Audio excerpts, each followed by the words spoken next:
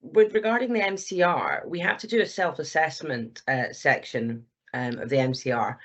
Could you tell me what is the benefit of a trainee doing a self-assessment? Surely we're more interested in the trainer's feedback.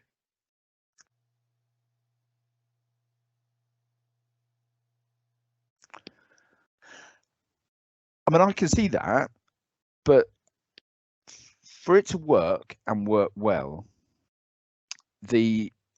your trainee view is crucial to the point of assessment because it's all based on feedback. So you have to know or think you know where you are for that feedback to be beneficial.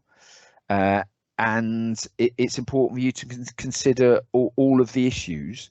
And that's why the self-assessment is the same as the MCR. The idea of doing the self-assessment is that you can showcase the areas where you think you're doing well, and you can use WBAs to cite that, and you may, as you will have done, a multiple source feedback. That MSF will give you bits that you can put into your self-assessment to go, this is the bit that other people think that I'm doing really well, and I'm pleased because I think that validates, because I think I'm doing well at that. And it's also, therefore, it's able to show insight into the progression.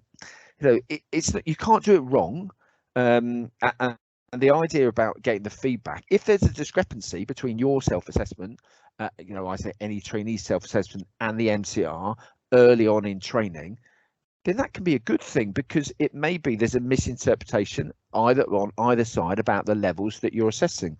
So you can then, within the feedback, see which levels you're assessing against and try to rationalize that, explain it away.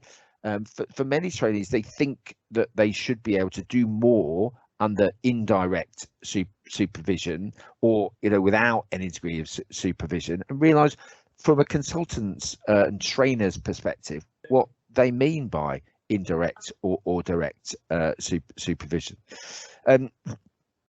The other aspects about the self-assessment, which are very important, is that when you look through it, it shows an honest interpretation of where you are as a trainee, and that again is really important for development. To admit where you are, where you need to develop, allows you to develop, and that can occur, and realization that can occur from the point of comparison at the time of when you're doing the MCR is being done.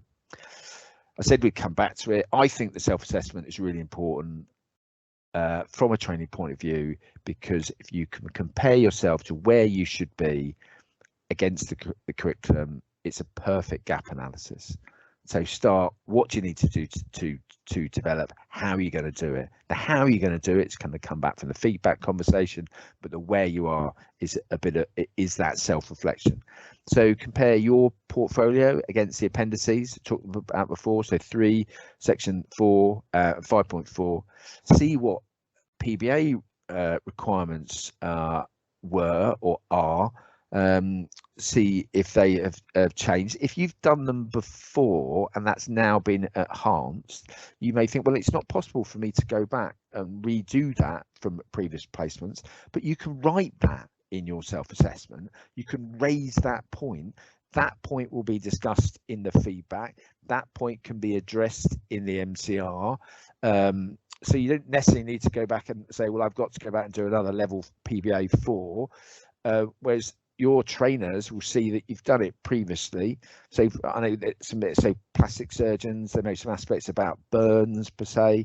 I've done that placement, but that can be discussed in an MCR that we think an appropriate knowledge, it can be addressed. It can be addressed at a subsequent ARCP. And therefore, if you're saying, well, how do I do that? Well, put it in the CIP, but use free text.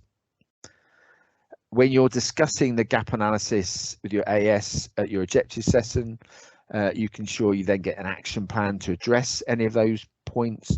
And the really good thing is that you can highlight how you're going to do that, utilizing your best learning style. And part of the aspect from a trainer's point of view is to look at self-assessment and say, well, what is their best learning style?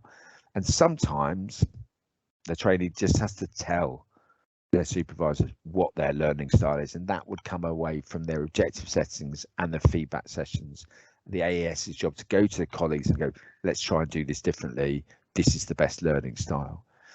So you can definitely use your self-assessment as a prompt to your lead clinical supervisors, to your AES, to your TPD, also of how best you can be trained, but also I've done this, I've done my self-assessment, I'm due an MCR, because they'll see that and due an MCR, and that prompting comes up.